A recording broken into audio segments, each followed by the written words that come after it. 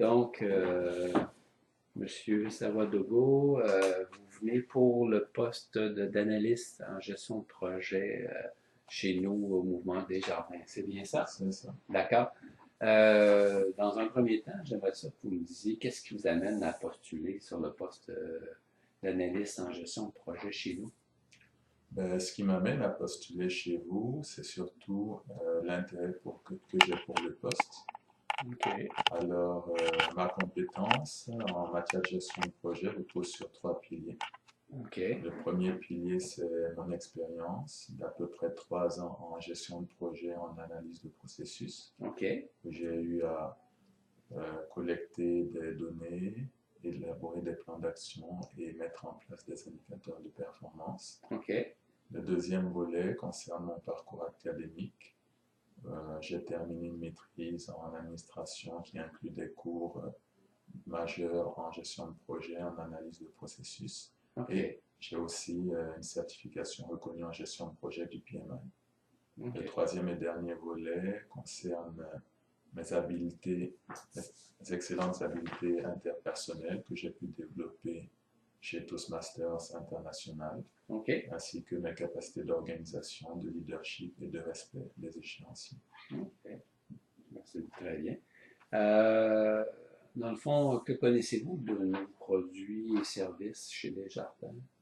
Alors, la Banque Desjardins offre une variété de produits financiers qui consistent en des comptes courants, des comptes en banque, tout ce qui est service pour particuliers. OK. Ainsi, des services pour entreprises comme prêts aux entreprises, prêts hypothécaires, comptes recevoir et comptes clients, OK. mais aussi des services de valeur mobilière. OK. Est-ce que vous avez eu déjà à travailler soit pour une institution financière ou en collaboration avec une institution financière? J'ai eu à travailler dans des établissements de santé où j'ai eu à mener différents projets qui consistaient à élaborer des indicateurs de performance, à faire le suivi OK. de projets. Et ma première expérience de travail, je l'ai eu à l'étranger, dans OK. une banque où je devais faire les mêmes tâches qui sont requises pour le poste en question. OK. OK. Selon vous, c'est quoi vos principales qualités ou forces en lien avec ce poste? Je vous dirais que j'ai une bonne capacité d'organisation, très bon sens de l'analyse, je respecte mes échéanciers, OK. une bonne facilité à établir des relations interpersonnelles et une excellente habileté en matière de résolution de problèmes. OK. Super. Et s'il y avait un point amélioré ou ça pourrait être quoi, dans le fond? Qu'est-ce que. Alors, je vous dirais que je suis d'une nature assez réservée, ce qui OK. fait que lorsque j'arrive dans un nouveau milieu, j'ai plus tendance à prendre du recul pour analyser et tout. OK. Mais cela ne m'a jamais empêché de travailler, surtout que lorsque je travaille en équipe, mes collègues et mes superviseurs trouvaient que je donnais une très bonne contribution OK. à l'équipe.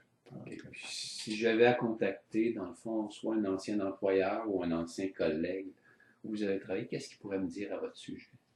Que j'ai un très bon sens de l'analyse, une bonne capacité à établir des relations interpersonnelles. OK. Par exemple, dans le cadre de mes projets, j'ai eu à aller de ma propre initiative rencontrer des gens dans d'autres directions, OK. ce qui nous a permis de mieux avancer puis d'avoir des contacts tant à l'interne qu'à l'externe de l'entreprise. OK. OK. Euh, Pouvez-vous me décrire une situation exigeante avec laquelle vous avez eu à faire face en lien avec la gestion de projet?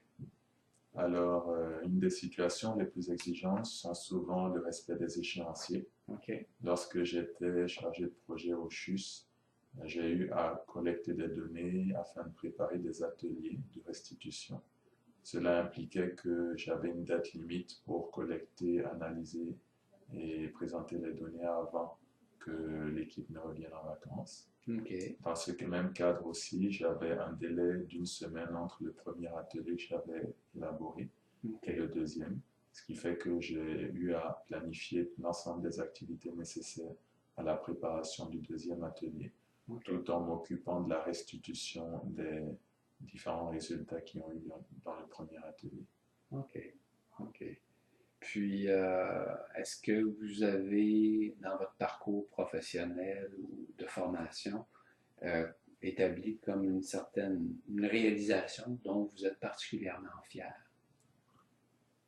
La réalisation dont je suis le plus fier, c'est qu'au cours de mon expérience comme chargé de projet au C3S La Pommeraye, j'ai participé à l'élaboration, à la mise en place et au suivi d'un service de soins médicaux à domicile pour les personnes aînées. J'en suis fier parce que c'est un projet dont j'ai vraiment vu que les résultats étaient bénéfiques tant au niveau quantitatif que qualitatif. OK. Les résultats au niveau humain aussi, parce que pour faire le suivi, j'ai dû faire des entrevues téléphoniques en français comme en anglais. OK. Et c'est un projet qui a été aussi nominé à l'Ordre des infirmières pour Ah ouais. sa pratique innovation. On a été nominé, bien qu'on n'ait pas eu le premier prix. OK. Et il a finalement été implanté cette année au niveau de l'hôpital et les médias continuent à s'y intéresser OK. dans le cadre actuel de changement dans le réseau de la santé. Donc Mhm. c'est une pratique innovante. Ah, super, super. Euh, Ce serait quoi, selon vous, vos projets d'avenir ou projets professionnels pour les prochaines années? Ben, je serais intéressé par un poste de PCO, contrôleur analyste de projet. OK. Cela me permettrait de développer les habiletés liées au suivi de performance et par la Mhm. suite, avec plus d'expérience, passer à un poste plus élevé de chargé de projet. OK, c'est bien. Avez-vous une certaine vision de ce qui est un bon patron ou un patron idéal pour vous? Alors pour moi, un bon patron, c'est d'abord une personne ressource qui a un bon réseau au sein de l'entreprise, qui permet de m'introduire facilement de façon à ce que je puisse réaliser correctement mon travail. Mhm. Parce que dans le cadre de la gestion de projet, on doit travailler avec plusieurs directions, avec plusieurs personnes. Une bonne collaboration avec aussi que je trouve intéressante, à savoir la capacité qu'on a à s'asseoir de façon périodique pour faire le suivi des différentes activités, voir ce qui a marché, voir ce qui n'a pas marché. Un patron aussi qui sait me donner une rétroaction positive Mhm.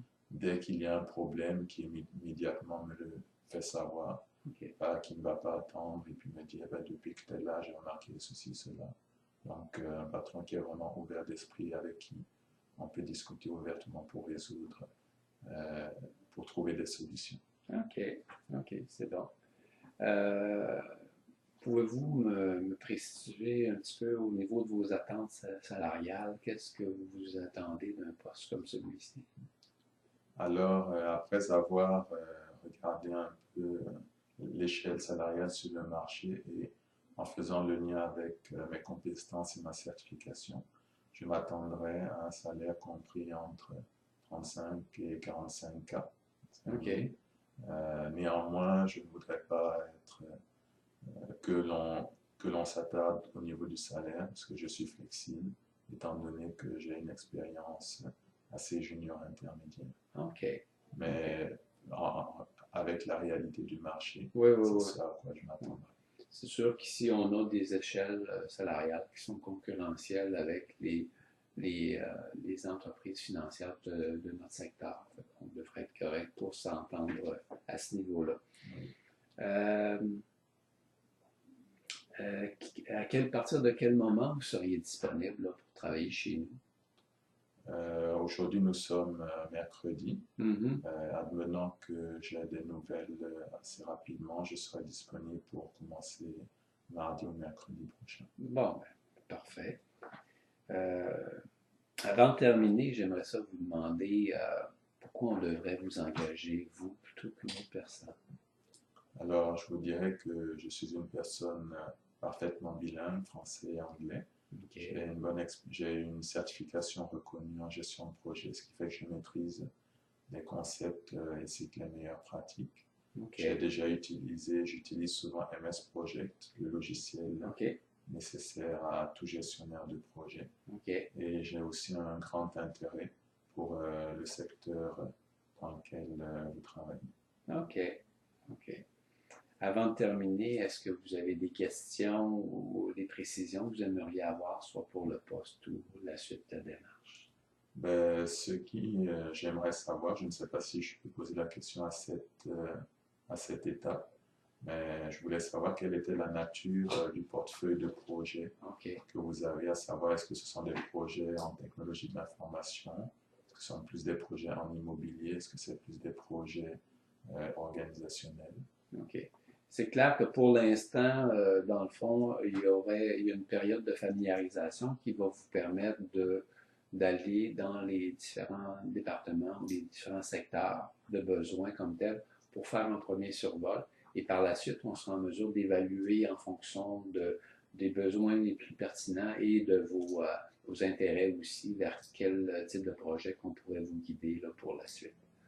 Dans le fond, c'est un petit peu cette approche-là. On veut que les gens aient une connaissance générale au départ de l'ensemble des secteurs, des services, pour être quand même assez familier, pour connaître un petit peu l'ensemble de l'équipe. Puis, après quelques semaines, quand la personne est familière, ben là, on va cibler en fonction de vos capacités, vos intérêts, là, les secteurs qui sont les plus pertinents pour nous.